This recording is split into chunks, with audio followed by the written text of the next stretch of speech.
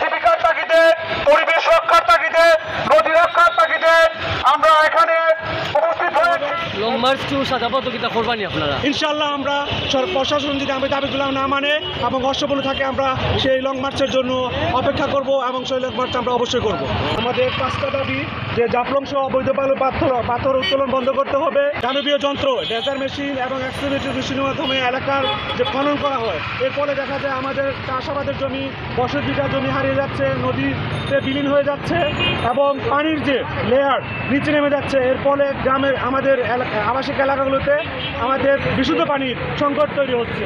এরপরে আমাদের যে বিকল্প কর্মসংস্থানের ব্যবস্থা, সেক্ষেত্রে আমরা মনে করি মানুষকে এই অবৈধ পাথর উত্তোলন, বালি উত্তোলন থেকে সরাইতে হলে তাদের প্রশিক্ষণ দিতে হবে, তাদের বিকল্প কর্মসংস্থানের ব্যবস্থা করতে হবে, তাদের বাইরের দেশগুলোতে কর্মসংস্থানের জন্য সরকারের সহায়তার ব্যবস্থা করতে হবে।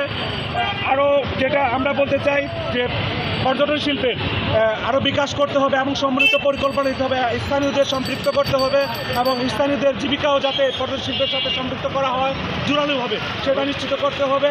লং মার্চ টু সাদা পদকিতা করবানি আপনারা? ইনশাআল্লাহ আমরা প্রশাসন যদি আমাদের দাবিগুলো না মানে এবং অশ্ববল থাকে আমরা সেই লং মার্চের জন্য অপেক্ষা করব এবং সেই লং মার্চ আমরা অবশ্যই করব।